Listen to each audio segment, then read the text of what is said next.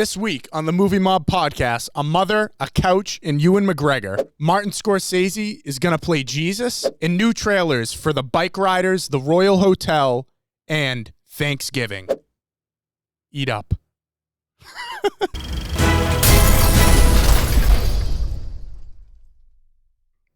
What's up, everybody? Welcome back to the Movie Mob podcast here, episode 65, in honor of the worst movie of the year, 65, starring Adam Driver. Nick, welcome. Thank you. You should be welcoming me. I feel welcome. This is your place. I am welcoming you, but I appreciate you having me on the show. Yeah. Unfortunately, no Matt today. Again, but it is his birthday when we're recording this, so happy birthday to Matt. Happy birthday, Matt. Send it in the comments below. Happy birthday to Matt. Yeah, I want to see a lot of happy birthday Matts in the comments. Yeah, let's go. Bump those numbers up. If we get 10 happy birthdays in the comments, Matt will do the next episode shirtless. Yeah, so but we'll have it just on his bottom half, so you still got to imagine. All right. Right. Yeah. Right. We don't want to give it all away. Yeah. You know? Ba-da-ba.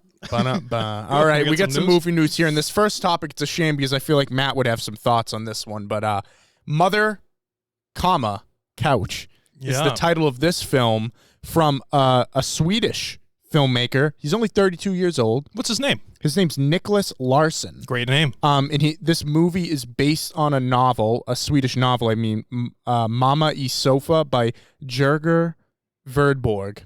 I probably butchered that. I looked up the book. Did you? It doesn't have too much noise around it, so it must be like this kid, you know, I think it's a newer book, but he's read it, probably just had a vision for it and wanted to make it. Mm-hmm. This seems to be this kid's first big feature film. I mean, you look at this cast, we got Ewan McGregor, Taylor Russell in the lead roles. But Nick, let me read you the synopsis. By all means. For this, because it's pretty interesting.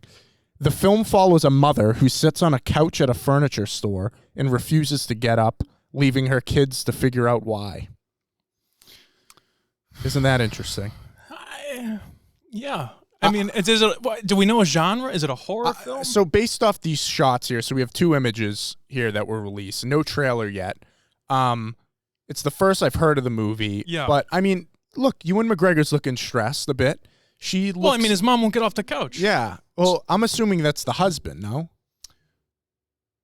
Potentially, but then who's behind him there in that photo? I think it's the same actress. No. I know, but I'm saying if he's the husband and the mom won't get off the couch. I was assuming Taylor Russell, the girl on the right, is the mom, and he's the husband, and then there's kids. So who is the other chick behind you? That's not Taylor Russell? Oh, I don't think so. I don't know. I don't think she's the one. So here's the thing: if Ewan McGregor is one of the kids. That'd be interesting. So maybe it's an elderly lady? This is where I'm thinking. Oh, okay. Right? But because the way that the synopsis reads, her kids are like 5 and 6 years old. Right. That's what I assumed mentally when I saw it. Yeah. So maybe that could be interesting. Maybe Ewan McGregor and her and Taylor Russell are the siblings, and then there's an older mom that could be interesting. That would make me think it's more thriller. Right. Darker tone. I mean, these pictures definitely look like they're in the darker side of things. I mean, I figured the pictures, when I opened the folder to put in the show, I figured that you would have sent me a picture of a lady on a couch. Yeah, right. You know? But instead we got Ewan McGregor concerned on the phone with a bandage on his hand. Yeah. I mean, listen, I love Ewan McGregor, and he's really not in a ton of stuff. I mean, he's been doing more stuff recently. He obviously came back as Obi-Wan. He did that limited series where he played the fashion guy too. I forget the name of that, but I heard he was very good in that. Of course you do, because now it slipped my mind too. Yeah. I can look it up, but he's bouncing back, but he's very selective with his roles, I think, and I like it. I mean, he's a great actor. Train Spotting, obviously, Moulin Rouge. Yeah. Very underrated in stuff that isn't Star Wars. Yes, I've been meaning to watch Dr. Sleep as well, the sequel to The Shining that he's in. Oh yeah. I'm trying to find this show. It came out. It just came out. It's the oh my God Almighty. It's like one name. He's in one name. Yeah. It's the guy's. Oh, Halston. Yeah. I watched every episode. Halston. Very, very. It was good. Very good. Yeah. I mean, if you like romantic gay dramas about fashion icons, you're gonna like this. And if you like Ewan McGregor, you're in. He does very well. He's in my favorite rom-com, I Love You, Philip Morris, where he falls in love with Jim Carrey. Fantastic. Really? Oh, it's so good, dude. It's so good. in jail. They're both inmates in a prison, and they fall in love. Wow. And it's a hilarious and like touching film, and it's so good, and I love every second of it. Okay. He's in Men That Stare at Goats, and I mean, he's just his resume goes on and on and on. It does. He's good. He selects good stuff. He's rarely in anything bad. Yeah. You know, he was even good in the Harley Quinn movie that they did. He played the villain in that. He was great. Black Mask. But I don't know. I mean, I'm interested. I think this movie comes out this year. Let me double check. Yeah, 2023 film. So we're going to be September 9th. Yeah. What's today? The 13th. Oh, it's already come out? I guess it's out. We don't have a trailer? No trailer. But there's reviews. What is it out on? What the hell? There's no trailer? What's it out on? I don't know. I'm looking it up. Oh my God. Wait, but it could have released foreign. These reviews don't look good. This is a first. This is a first for the Movie Mob podcast. Let's look it up. Mother Couch. Oh, this is a good article right here. Mother Couch director gave the cast less information than the crew. Interesting. Yeah, that's an article. Yeah, there's headline. no trailer. That's weird. Collider wrote, during TIFF, the director revealed that Ewan McGregor, Ellen Burstyn, and the rest of the cast only had the bare minimum information. Director Nicholas Larsson wrote a book he called The Storm to provide detailed information to the crew during the production of the film Mother Couch. The cast of the film, including Ellen Burstyn and Ewan McGregor, didn't receive the Storm book and instead focused on what was already in the script, which allowed them to bring a unique interpretation to their roles. Fuck off. Here's the thing. How about this? Fuck off. How about that? If you're gonna do all that shit, yeah.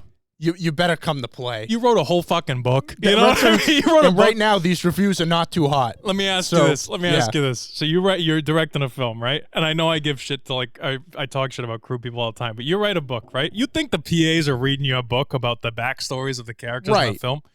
I've never had a PA read a script in my life. No. They don't care. Maybe. You think Ryan Collins, the sound guy, is going to read the script? Not even the script. He's going to read the book about the backstory of the character. Yeah. Give me a fucking RJ. So come on. I actually think it didn't come out yet. Okay. It premiered the other day at Toronto Film Festival. Okay. That's that release. But one of the what is this? The Guardian review of it says Mother Couch review: a first-rate cast gets lost in a second-rate muddle. 2 out of 5 stars. Excellent performances from Ewan McGregor, etc. are wasted on a baffling, surreal family indie. Yeah, no surprise there. I do love an indie. But some others say it's the weirdest film of the year. Do you feel this at all? And I feel like we talked about this on the Nick Williams Show episode with you and John Potvin that premiered last week. Check it out. Watch it. But I just feel like sometimes there's ways of doing things, RJ. Yeah. that you can get your point across. You know what I mean? Mm-hmm. You don't have to write a book about backstory and give it to the crew to make your film good. Make the film good, you know? Yeah. Have a good story, and everybody will like it. I mean, it seems pretty straightforward. Yeah. It's not simple, but it seems pretty straightforward. It's not going to get me to watch the film because the Storm book was given to the PAs to read. Sounds like it could be a young filmmaker, got a nice cast behind him, got a little too high on his high on itself and went a bit too far. Or on some drugs or something. Or on some drugs. The Storm. Yeah, The Storm. Anyway. Yeah. Based on those reviews, probably not watching it. Maybe if it drops on like a streaming service and I'm bored one night, I'll throw it on. If it's weird, I'll watch it. You know what? If you're going to read a book, you know what book you should read? The Storm. I was going to say the good book. The good book. Yeah. Amen. Marty. Oh, wow. I didn't even connect that. Terrible. But Marty Scorsese. Unless you got more about this one. But yeah, no, that was it. We'll see when that one comes out. It was probably on Netflix or something like that. But when it comes out, we'll review it, I'm sure. So we talked a few weeks ago, news came out that the author of the book, The Wager, right, about the shipwreck mutiny, came out and said that Scorsese's next movie with DiCaprio will be an adaptation of his book, The Wager. Right. We said that's interesting because Scorsese just told the Pope that his next film was going to be about Jesus. Right. Was he lying in the face of the Pope? Right. Apparently not. It's still in development. There was a big article that came out the other day on Scorsese, and at the very end of it, they asked him about the Jesus film, and this is what he had to say. I don't know what it's going to be exactly. I don't know what you'd call it. It wouldn't be a straight narrative. But there would be stage scenes, and I'd be in it. So Scorsese making a return to acting. You know, he's cameoed in very small roles in his past films, and I forget the name of the movie, but he's in a Kurosawa movie where he plays Van Gogh for like a scene. So he's done it. He was in Curb playing himself. Well, he's in Taxi Driver too. He's one of the passengers. Yeah, in that. He's in that funny ad when he goes to get the pictures printed out at like a CVS, and he's critiquing the framing. Yeah, he's a great actor. In the limited roles that he's gonna say great actor. In the limited, he knows his space. You know, it's weird. He's very. I've noticed that the directors when they're in films are incredibly eccentric. Like if you look at not to change the subject, but if you look at Tarantino in Pulp Fiction, yeah, he's a little all over the place. Sure. Same in the first scene of Reservoir Dogs, and when you see Marty in the back seat of the taxi in Taxi Driver. He's a little like speeding through the lines, and he's like getting up. You know what I mean? I would say Tarantino's probably not acting. Tarantino's just a nutbag. Scorsese's just kind of a psychopath in Taxi Driver. Yes. But I like that. I thought he was good in that little role. I agree. Yeah, I liked him in that too. But I'm saying I wonder. So my question to you, RJ. Yes. Because I read and I think it's in your notes. What is his direct quote again? Can you read Marty's quote again? I don't know what it's going to be exactly. I don't know what you'd call it. It wouldn't be a straight narrative. It says it would build on some ideas that he explored in Silence, which is a great movie. I like that movie. But there would be stage scenes, and I'd be in it. Right. Okay. So what does that mean? Well, stage scenes. That's what I was trying to figure out. It was very vague what he was talking about here. Yeah, to me, you want me to be honest with you? I just have a question. I don't think this movie's ever getting made. Yeah, maybe not. But if it does get made, does Marty play elderly Jesus? No. Okay. I think it'd be so funny. I don't know. I guess. Yeah. Does he mean like theater, like a theater kind of vibe when he says stage scenes? Maybe it's not going to be a straight narrative. I don't know. I mean, based on his quote in this, it kind of seems like it's in the back of his mind as a potential new project. But if I had to bet money on it, I'd probably say that Wager movie might be first. Maybe. I mean, listen, RJ, at some point, right? I mean, I don't disagree with you. Yeah. And this is why it's difficult, because I feel like, I like making movies, and I want to make movies and everything. If I had as much money as Martin Scorsese, do I care what movie comes out next? Yeah. If I'm 1,000 years old like he is, do I care what movie comes out next? I saw an interview with him, and they asked him about like how his older age has changed his perspective, and what he said was that things are blurrier now. It just changes how he chooses his next projects. He's obviously going to be more selective with limited time. Right. Now he's already made a movie about Jesus. Obviously, was based off a fictional book, but you got to wonder, like, would he rather do something else maybe first before he dives into that again? Right. He already touched upon that. And in Silence, have you seen Silence? I haven't. Oh, it's really good. So, really good. So we talked about like a few weeks ago, Christopher Nolan with Oppenheimer, and you posed the question, what would you think about Oppenheimer had someone like Martin Scorsese directed it? And I don't know. I feel like I used to be really not aggravated. I mean, I'm aggravated about everything. Mm-hmm.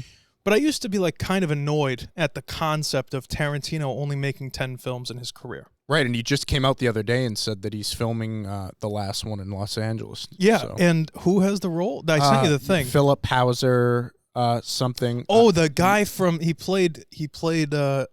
in Manhunter or whatever it is. He plays. Yeah, he's a good actor. Oh, really? Very good actor. Very good actor. Yeah. But my reason for bringing this up, though, is because it's like we expect, Marty to like make films and continue making films, and Steven Spielberg and all these guys to make films for the rest of their lives. But I guess, listen, I think The Wager will be good. I think the Jesus movie will be good. I think anything Marty makes will be good. But at some point, it's like, does it fall within the collection? Is there a stopping point? Is there anything here where we're like, you know what? I think that's enough. I mean, it's for us, sure. I mean, I think. Well, and I wonder for us as well as directors, like as our careers go on, like, are you going to have the? We don't know because we're not 80. I don't know. We're not 80 years old. I'm saying as a fan right now, sure, watching them, it's easy to say, yeah, they're washed up, they're done. But for them, they might feel like they still have it in the tank. I think Ridley Scott's a good example of someone who, like, one movie you'll be like, he's washed. Yeah. Right? He'll put out God's Exodus, that terrible movie. I watched it. But then he'll come out with The Martian. Yeah. And then it's like, what the hell? He'll come out with House of Gucci, and then he'll come out with the I'm blanking on it. The Gladiator 2? No, The Night. Fuck me. The Last Duel. Yeah. Which I loved. I thought that was really good. And now he's got Gladiator coming out. So I don't know. Would you put Ridley? I'm just asking. Would you put Ridley Scott on Marty Scorsese's level? No, I think, but I don't know. Like in their prime, though, he was really. I mean, Blade Runner, Alien, Gladiator. I'm like talking 1980s. American Gangster. Yeah, this is fucking 40 years ago, bro. I mean, no, I know. This is what I'm saying. So you have all these, these films, and like, I don't know. I just don't think Marty hasn't made a film yet, though, that I would consider his. I've never watched a Martin Scorsese film and been like, oh shit, he might be done after this. No, he doesn't have a bad movie. He doesn't. No. He really doesn't. No. But I don't think he's washed up by any stretch of the imagination. But I just feel like when you get into this, because like I've talked about this before when Quentin Tarantino said to him at the director's thing or whatever, and he said, some of us have a budget and a time constraint, and it was in reference to The Irishman. And Marty's kind of like, I guess some of you do, I don't. And the reason I mention it is because, like, having to work within limitations, a short film, you're not going to get accepted if you're over 15 minutes kind of thing. You know what I mean? Yep. So, like, working within some rules and framework and limitations or whatever actually is to your benefit because it forces you to make certain decisions. Yeah. So, like, having The Wager, maybe, or the Jesus movie, maybe. He doesn't really know what the Jesus movie is going to be. Well, dude, you don't have that much time left. You're fucking 85 years old. You know what I mean? Or whatever he could also have stuff more developed than we think, and he just can't speak on that yet. I'm thinking, I'm totally from an ignorant fan perspective, I'm looking into this, But it's I think the interesting... Well, you go. Well, this is why this is why I don't like the articles that come out because it's like shut the fuck up until we have a decision and then give me all the info. Yeah, I will say it was like the article was 95% about Killers of the Flower Moon, and then at the end they like bookmark it with that. And that's the other thing. Like, they're talking about the next 2 films the guy's gonna make, and his first one hasn't even come out yet. Right. Come on. Yeah. I mean, listen, whatever he makes will be there. I hope he gets a chance to make this movie. I think it would be interesting. Before he meets Jesus. Yeah. But I'm excited. I mean, I'm excited for either one that he makes, whatever he chooses. But first, we'll hit for Killers of the Flower Moon. Yeah, when does that come out again? Do you know offhand? October in theaters, November on Netflix. Or Apple TV. So. I got to see that in theaters. Yeah, I might do it. It's a 3.5 hour one, but we'll be there. We got some other movies coming out in theaters, though. Yeah, I saw a few interesting ones here. The first one's called The Bikeriders. I like that simple title. I also like this poster a lot. Yeah, I like the colors. I like the framing. It's good stuff. Austin Butler, Tom Hardy, Jodie Comer, Michael Shannon, and Norman Reedus are in this one. Great cast. Fantastic. Great cast.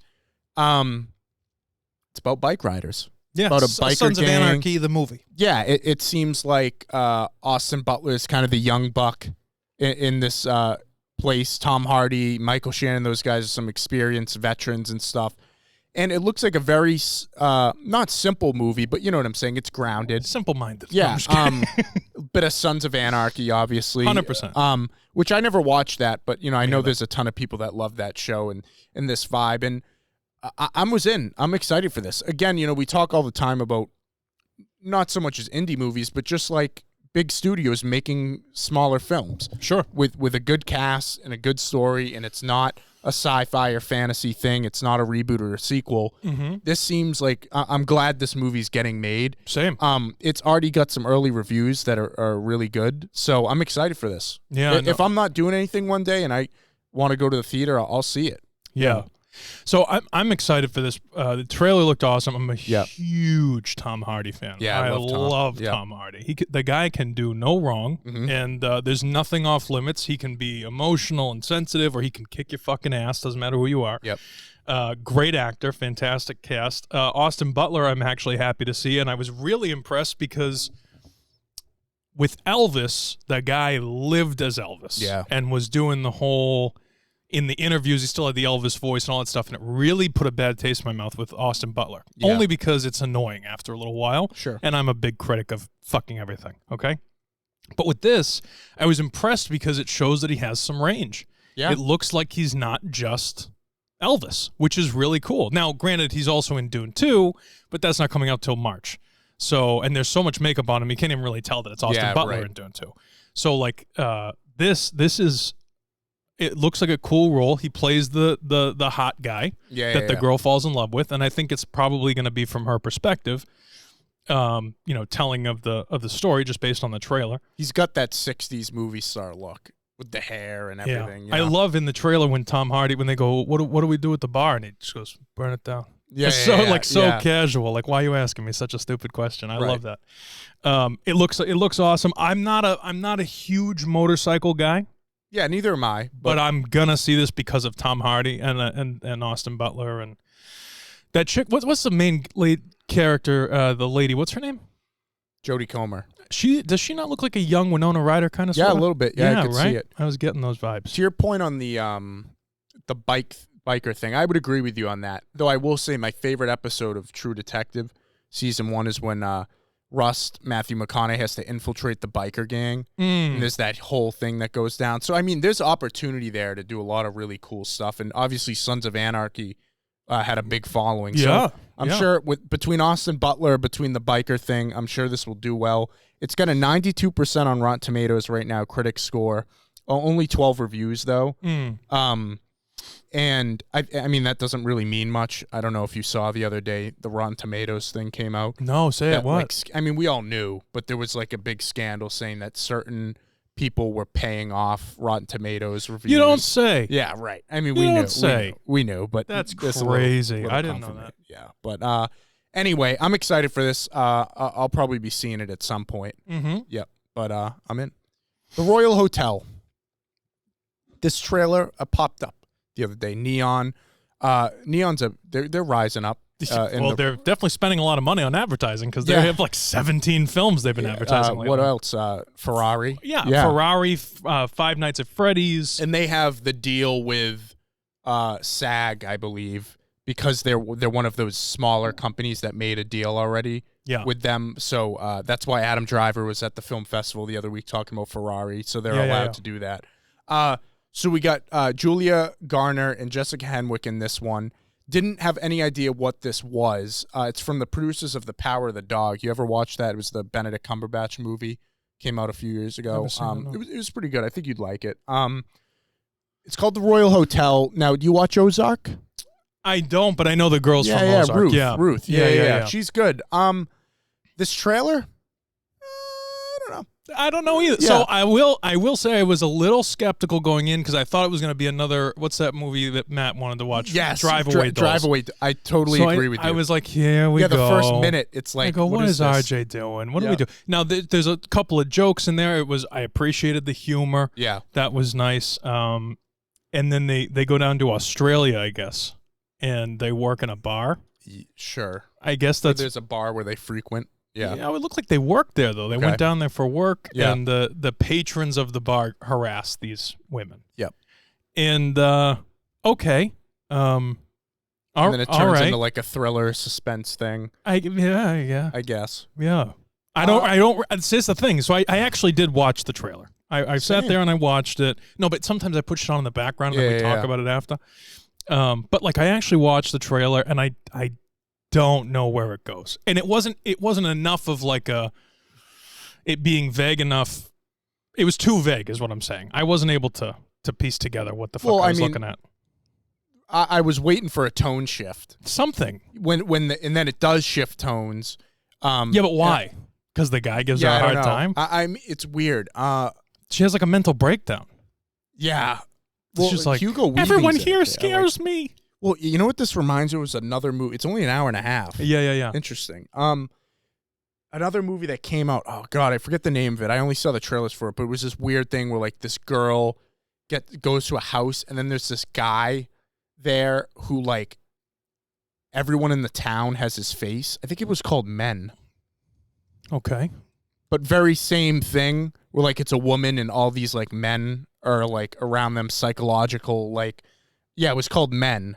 Yeah. By Alex Garland directed it. I didn't know that. So I don't know. I really I agree with you. This trailer didn't get me. This didn't make me want to see it. I'll be honest with you. Yeah. If it comes out and a lot of people are talking about it, maybe I'll check it out if it gets some Oscar buzz. But just based off this trailer, when does it come out? Let's see. It comes out October 6th. This is not a theater watch, definitely for me. I won't be heading out to the theater. Yeah, I have no intention of. No. Yeah. She the chick that plays the blonde. What's her name? Ruth in the Ozark. What's her? Ozark. Do we know her name? We don't know. Yeah, Julia Garner. Oh, okay. Yep. She's in this. Remember that chick that was faking? She was faking being rich for a while. Annie, whatever her name was. Becoming. Becoming Danielle, the Russian lady who was actually Polish or whatever. It was great. It was great when that news article came out, and that series is really good. And she played the role really well. She's too. great. Yeah. Very, very good cast. I just don't. This is just one of those things I don't understand what the story is. That's all. And I'm not intrigued enough to want to go watch it. And you got to wonder at an hour and a half, is there a story? Yeah, 3-minute trailer. It's only an hour and a half. You gotta give me something. Let's be real here. Probably first 15 to 20 minutes. It's setting it up. Yeah, they haven't moved yet. Let's say they get to Australia at the 20-25 minute mark. Yeah. You're looking a third of the movie. An hour of the movie left to do what? Get harassed by a bunch of men. I don't know. Interesting. Bunch of Aussies in the outback. Yeah. Who knows? Hugo Weaving, though, great actor. Great actor. I don't think he's Australian, though. Let me double check this, Hugo Weaving. I don't think... he's a British actor playing an Australian? Oh, that's... Wait, but he's the recipient of 6 Australian Academy of Cinema Awards. And he was born in Nigeria. What the fuck? This guy's all over the place. Wow. Look at Hugo. Yeah. Anyway. Look at him go. I'm not too interested in this. If anyone knows more about this movie, comment below. I'd love to learn some more about it. But I love when we get a random comment about something that we don't know much about, and someone will put a whole paragraph, as if they wrote it. And I'm like, go for it. Give me all the info. I love it. It's great. Yeah. This one's interesting. Listen, I'm growing on horror. I just used to be anti-horror. I really didn't watch anything. Yeah. Dive in, go a little more psychological horror stuff. I watched Halloween for the first time last year. Nice. So the slasher movies, I understand what they are. I can appreciate it. Yeah, they're fun. This one looks... I don't know if that's the right way to say it, but they are. Well, they are. I mean, Scream, fun. And this looks like it's in the same vein as Scream. It's kind of a slasher with some sort of ridiculous, almost comedic elements to it called Thanksgiving. And it's coming out on Christmas.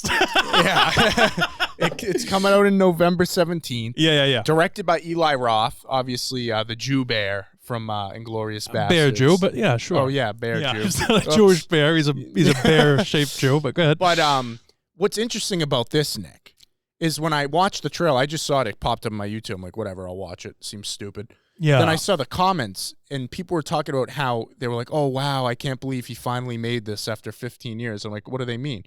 So I looked it up. So in 2007, Quentin Tarantino and Robert Rodriguez wanted to do an old school double feature. Yeah. Where they played, you bought one ticket and you saw both of their movies. I like And it was called Grindhouse, and you saw, what was it called? Planet Terror, Robert Rodriguez, and Death Proof, Quentin Tarantino. They were played back to back. I like that. But they had 3 filmmakers make fake trailers to play before them.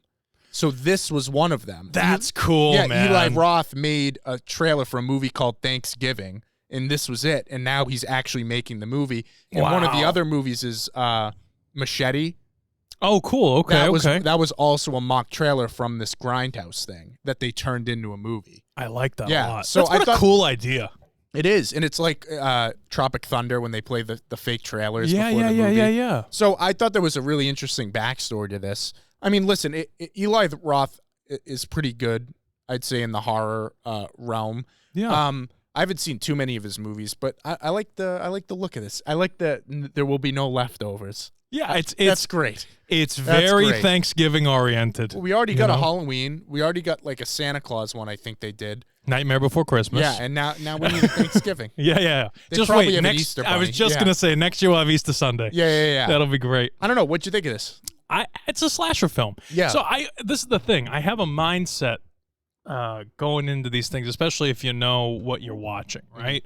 And so I cut slack when I have certain things, but I also hold it to a certain standard. Yeah. If we didn't see any slashing in the trailer, I would be like, you got it. I would say this is ridiculous. What are we watching here? What is this? Mm-hmm. You know, I don't want to see people around a table. I want to see a head where a turkey should be. Yes. You know what I mean? I want to see that gravy. You know what I mean? Yeah. So, but no, this looks like a typical slasher film. You know, lots of blood, lots of. What do you think this guy's name is going to be? The Pilgrim? I was thinking, the Pilgrim. Yeah, I like the design. I'm not gonna lie. I like the hat with that weird the mesh buckle face. Yeah. No, it gives me V for Vendetta in a Pilgrim outfit. A little vibes. bit. You can see a little mustache, under a little something there. You know, but very very interesting. And I saw a slasher film recently on Netflix that's called The Secret Book Club or something like that. It's a Spanish film. It's dubbed in English on Netflix. Everyone wants to watch it. It's a slasher film about a guy who dresses up like a college mascot and kills all his friends in a book club. Interesting. Yeah. I mean, listen. I mean, that's what it is. If I had to rank genres of films, slasher movies would probably be pretty low. Sure. For me. But there's a lot. There's obviously people who love these movies, so I'm sure they're excited about it. And I honestly, like, if it has decent reviews and I'm sitting in October in spooky season, want to throw this on, maybe I will. Yeah, well, this is the thing for me. So I don't know how you are, but the thing I don't like about scary movies are jump scares. I don't like the lazy. jump scares. I feel like they're lazy and they're overdone, and it's like I don't like that feeling. There's other ways to scare people. If I'm being honest, it does freak me out, and I don't like that like tensing all the muscles feeling or whatever. With slasher films, though, they don't scare me at all. I almost laugh, and it's like because most of them are so ridiculous, and most of them are old.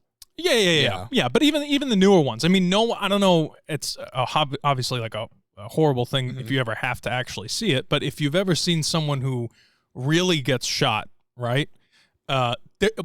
There's no blood packet, you know? Yeah. So, like, when you see these and people, they just slice people and there's blood, like in Kill Bill, you know? That's not real. Right. But I think because of that, you understand what's happening. It looks really cool. And then you watch something like this and you're like, you give it a little bit of credence. You give it a little bit of leeway. And there's a lot that goes into it. I'll tell you right now, slasher films, I would love to make a slasher film. I think they're awesome. They're so much fun to make. Well, that's the thing. Is they're cheap to make. Yeah. Well, unless, except for the blood department. They got a lot sure. But, and a lot of people see them. Yeah. During Halloween, everyone wants to watch a scary movie. Yeah. No, but to your point about it being kind of funny, I mean, Scream kind of took that. They were like, okay, let's take the ridiculousness of like Halloween and Nightmare on Elm Street and let's kind of spoof it a bit. Yeah. And this seems like it's along the same lines as Scream. And obviously the last Scream that came out, I heard, was pretty good too. Yeah. So it's always good to see, like, sure, they're cheap to make and they're going to make money, these horror movies, but it's good when they put some effort into them too. Yeah, I agree. I agree. But I don't have a question of the day here, but I guess I thought of one here. Go for it. Since we're talking about this. Yeah, what do you got? You got a favorite horror movie since we got Halloween approaching? Yeah, I would say... Because I'm picky. I would say Halloween would be really, really good. I saw in theaters... I was in 9th grade, and we went to the midnight premiere. Me and my friend John, who's actually a filmmaker in L.A., and our buddy Brad. We all stayed over at John's house. We were like 14, 15 years old. And it was the last movie I saw before I moved out here. It was Freddy vs. Jason. Nice. Yeah, 2009. Great. 2009. Great film. Great film. And it's not even a great film. It's just another horror film. Some good memory, yeah. I like the original Exorcist. I'm trying to think. There's sometimes you consider, like, I guess a thriller versus horror versus. Sure. I'll tell you this much right now. I love Frankenstein, Werewolf, original Dracula, not Nosferatu, but like the any like Bram Stoker film. I love the Coppola one, Phantom of the Opera. Yep. Love. What about like American Psycho? There's some horror elements. I feel like it's a thriller, no? I mean, horror, yeah, slasher, yeah. What's interesting about American Psycho? Some people call it a fucking comedy. I laugh. I do too. What's interesting about that and why, if it was flipped, if you were following the people he was killing, it'd be a horror movie. Yes, I agree. But you're following him. Right. So it's not. Right. In my opinion. Right. It's more of a thriller. Yeah. And it's more of like this weird psychological deep diving in this guy's like psyche. Yeah. Here's one. Go. Cape Fear. Ooh, good De Niro. Pick. I like that one. Because to me, I like that movie because it's like grounded. Yeah. That could happen. Yeah, you know what I'm saying? That's almost scarier. Well, it's scarier that way, isn't it? Yeah. Yeah. If you can't sleep, so okay, we were talking about jump scares. Jump scares, they just annoy me. And it's like you're scared in the moment for a second. Yeah. Real horror films where you can't sleep after you watch them. Yeah. Well, that's quality, because that's really good. You go, wow, that made me think forever. You know, but like Jaws, some people considered it a horror film. It's not scary now, but when it first came, like I'll tell you this: my grandmother and grandfather, they loved to go to the beach and the ocean and everything. After Jaws came out, my grandmother never went in the water ever again. For the rest of her life. Stick with it. Yeah, for the rest of her life, she never went in the water again. That's crazy. Yeah. So I mean, it's cool. I mean, The Shining, obviously. Oh, that's so good. Get that's Out. So good. The Menu, interesting. I mean, I wouldn't call that horror. It's a thriller. Yeah. That's a thriller in a restaurant. Again, almost comedy there too. It is almost comedic. You know, anything by Jordan Peele's been good so far. Yeah, he does not do cheap shit. No, he does and I mean very us. nice. I liked aspects of it. Didn't love like the ending as much, but it was pretty solid. Yeah. The original Mummy movie with Brendan Fraser is great. I guess there's definitely horror elements, but again, not scary. Yeah. You know, what's scary is the CGI on The Rock in The Scorpion King. Oh God, so bad. Yeah. So bad. But yeah, I don't know. I'm excited. I'm gonna get into that vibe. I'm gonna start watching some more horror movies. It's that time of year. I got a list of ones that I haven't seen yet, so I'm gonna watch Alien finally.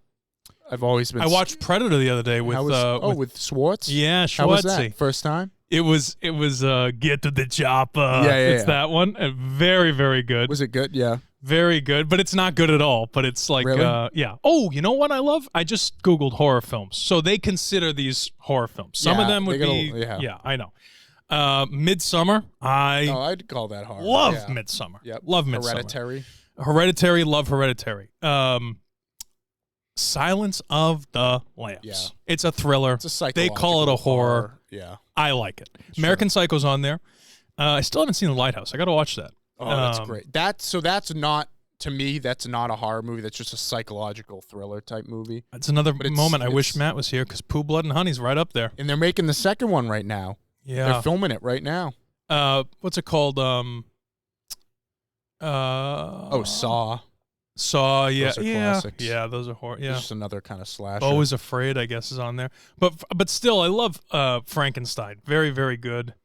Barbarian was a good recent one that I would love to see a good remake of Frankenstein. Like another. Did you ever get a chance to watch Barbarian? I won't. The hair I can't do it. I'm not doing it. Thing? It's going to make me vomit. Didn't you say there's a scene where they're like eating hair or something? No, I don't think so. It's like a hairy woman. She's hairy? What do you mean? Well, she needs a haircut. Yeah. She could use a buzz. Yeah. Yeah, and then they put other random ones on here, like World War Z, Google gets weird Cloverfield. Yeah. Give me a break.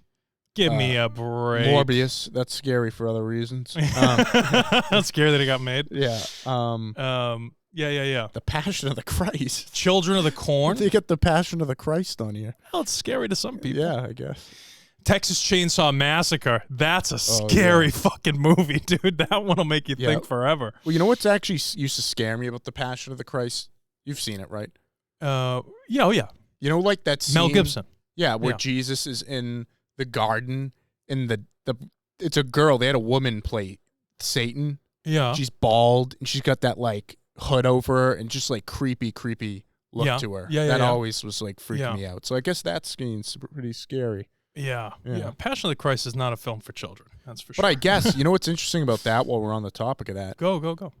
It says Passion of the Christ 2, the sequel, comes out the next Rapture. year. Well, I'm serious. It's called Passion of the Christ 2, the second coming. It's called The Passion of the Christ Resurrection. Yeah. It says 2024 film. Yeah. Doesn't, at the end of Passion of the Christ, he gets up and he's got the hole in the hand and he...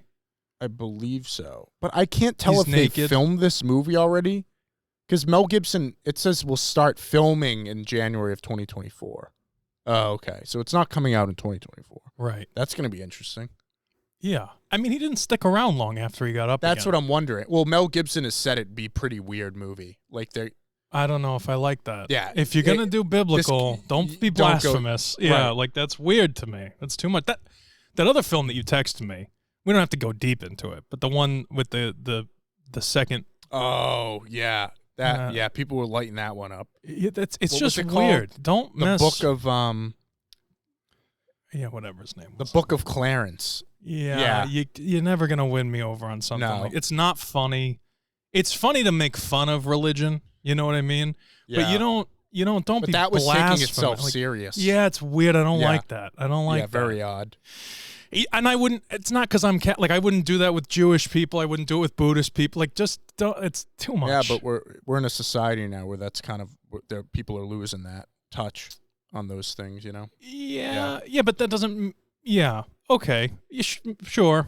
I mean, do whatever you want. It's not for me. Yeah. No, I agree with you. I would rather, and we poke fun at Catholicism all the time, and because it's, I don't know, listen, whether you believe in God or not, somebody invented humor along the way. So you got to be able to laugh. Here's what I will say. Yeah. Shouldn't be controversial. No, go on. I don't think a movie like that would ever get made about Jewish or Muslim people today. Not today, no. But it feels like Christianity, it's like... Well, it's not their turn right now. You can do it. Yeah. Right now, I'm just saying, like right now, people are not, politically or whatever it is, wherever you fall, right now, Christian, Catholic, the believers in Jesus, they're on the low rung of the totem pole. Right. But it's an evolving totem pole. It is. Give it 50 years, it'll be the Jews again. A few thousand years ago, they were chopping kids' heads off and sending them down the Aztec temples. There you go. You know, so they're going to, like, whatever, and then give it, another 100, it's going to be Buddhists, and then it's going to be... So I don't know. I don't know what it's going to be, but it's not It's not going to be this movie, I'll tell you that much. Yeah, I don't know. Sometimes people take things a little too far. Yeah, Speaking of horrors, though, did you see that movie Pearl that came out like 6 months ago? No, but it's a spinoff of X.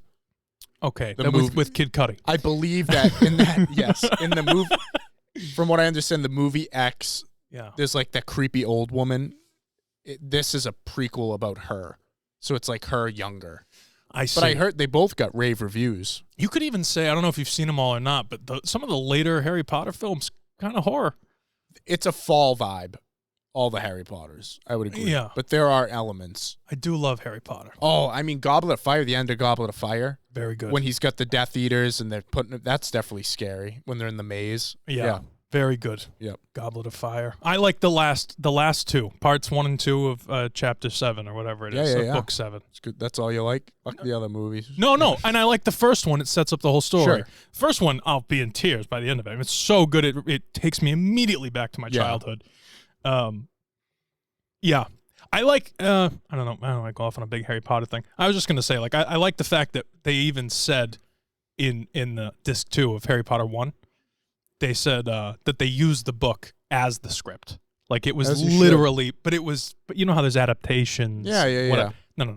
This was like page by page. Like, everybody had a copy of the first. Yeah, the first few movies are pretty on point. Really on point. Yeah. Like, really well done. And I liked that a lot. I thought it was great because I remember reading the book. So I'm watching, I know I'm anticipating and then seeing those things and, nearly headless. How could you be nearly headless? Go ahead. I haven't read the Godfather book, but I know that, like, it's way throughout off the production. Yeah.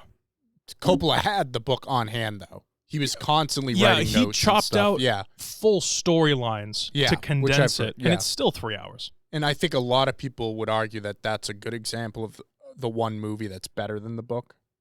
Yeah, the book is just, it's very much, there's just way more in depth and more storylines and stuff like that. Like with Tessio and all those other guys, there's it's different. And the movie is perfect. I wouldn't change a frame. Right. I wouldn't change a frame of The Godfather. You know? God, if it's still 3 hours with cut stuff. They cut out everything. Yeah. Well, look at movies like Once Upon a Time in Hollywood. Tarantino had to write a whole book about the, you know what I mean? Too, yeah. I just watched that again recently. There is nothing wrong with Hateful Eight. Not a lot of people talk about it. So underrated to me. It's definitely like a slow burn. It builds up to that end. Yeah. But I'd actually be interested to watch it the way they put it on Netflix in episodes. Have you seen that? Yes, I've watched that, but it's now currently on Netflix. Edition. It's currently on Netflix as just the film. Yeah. But I have watched it as episodes. I like both. Yeah. I like both. But that it's very good, and Samuel L. Jackson murders that role. Yes, like murders and that Kurt role. Russell's good. Yeah, and the guy, what's the guy that stands there with Samuel L. Jackson? And he's so good. He's in Righteous Gemstones. He's in a lot of Danny McBride stuff. He plays that new sheriff guy. Oh, come on, hold on. I gotta look it up. Hateful Eight cast is Walton Goggins. Oh, he's great. He is becoming. He always plays like a dick. Slowly but surely, he is becoming one of my favorite actors. Comedically, but he's also incredibly talented. He's very good. I forgot Tim Roth was in that too. I like Tim Roth. Oh, I always forget that Channing Tatum's in it until they do that pan down, and then you see Channing Tatum standing there. Oh my God! I love the twists and turns, and it's one movie / show, depending on how you watch it. I will say where I like Tarantino's voiceover in that one thing when they poison the coffee.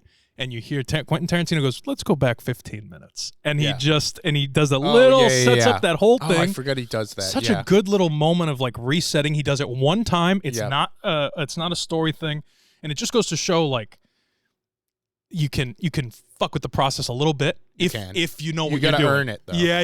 You gotta know what you're doing. But it feels like you're having someone tell a story to you. You know? Yep. And he's like, you all might have missed one thing. And he goes back and he goes, now continue watching. It's so good. Voiceover is tough. I think there's definitely more examples of It's not even a character, though. It's Quentin Tarantino doing the voiceover. Right. Like, it's like the guy who wrote it is saying, wait 1 second. Let me pause my own story to tell you what you missed. It's so good. Yeah. So good. Yeah, I mean, voiceover can be overdone. It's probably been overdone more than it's been done right. But Scorsese's obviously probably the GOAT of voiceover. Yeah. You know,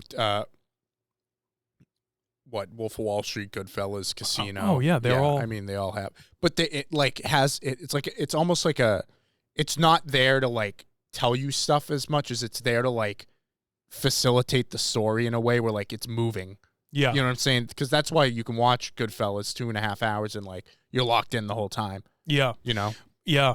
I recently started writing down an idea, typing something out, and I found myself doing a lot of voiceover, like character VO stuff. It's a very old school method. They used to do it a lot in the noir films. Right. And Billy Wilder, great director from the 30s, 40s, 50s, like he did a lot of voiceover. Sunset Boulevard, there's a lot of that voiceover stuff. People kind of shun it now, but like because it can be overdone. When it's done right though, especially for like a noir movie, it really adds to that aesthetic. Yeah, 100%. You know? 100%. I agree. So yeah, man. No, that's cool. We got totally off subject from Thanksgiving, but what do we know when this? Let me guess when this one comes out. Thanksgiving, November 17th. Oh. You get a little time before too to get right. Yeah. Hide your kids, hide your turkeys. Yeah, I'm sure it'll make some money. I don't think anything else is coming out around that time. They fucking delayed Dune. I can't believe it. I can't believe it. But Napoleon will be out. That one, I feel like Napoleon, you got to see in IMAX. Those big battle scenes. Yeah, now that Dune's not in theaters anymore this year, I'll probably see Napoleon. Yeah. I'll probably get out. Hope it's good. Hope Ridley can live up to it. You know, we'll see. Who knows? We'll see. Who knows? I think the cool thing. Ridley made Napoleon. Yeah, he did. Okay, and he also is making Gladiator 2. And I think the cool thing about Napoleon is that you see those big battle scenes with a lot of wide shots and everything else. I think it's going to set up how fans will interpret Gladiator 2. If that one doesn't look, if Napoleon doesn't look great, no one's going to see Gladiator 2. I don't think Ridley's ever had a problem though with the movies looking bad. I will say. I agree. He's always I agree. It's interesting because like he never writes his movies really. That's why he's always able to pump them out like this. Yeah, like House of Gucci and the Last Duel came out the same year. But you know what I love about this? Napoleon and Gladiator 2 are movies that should have been made in the early 2000s. Yeah, like, they don't make movies like that anymore. Those big historical epics. Hopefully, this will get them back in the zone. I think so. Because I miss those. Grew up on those. I'm done with seeing the biopics about musical artists. Yeah, give me something from the theater from the old days. Yep, 100%. That would be cool. Hopefully it looks good. Napoleon. Yeah. I've seen a lot of what's his name recently. Beau is Afraid. Yeah, you're anti-Joaquin Phoenix. I'm not anti-Joaquin, but like I'm a little. I've just seen enough. Give me a break. Give me a break. You know. I'm sure he wants a break from you. Yeah, maybe. Yeah. Listen, if Joaquin Phoenix is watching this show and he's one of the 45 views, then thank you, Joaquin. Appreciate you. But yeah, no, I don't know. Anyway. Good stuff. Good stuff. Guys, comment below. Please. What's your favorite horror movie, psychological thriller, whatever you want. Throw it in there. Is American Psycho a horror movie? I don't think so. But let us know. Ask some questions. We'll answer them next week. Matt will be back in studio. We'll probably have another great set of topics as usual. But guys, Movie Mob Podcast drops Fridays at 6 p.m. here on Wilco Media Channel. Like, subscribe, leave a comment down below. We'll see you next week. How you doing?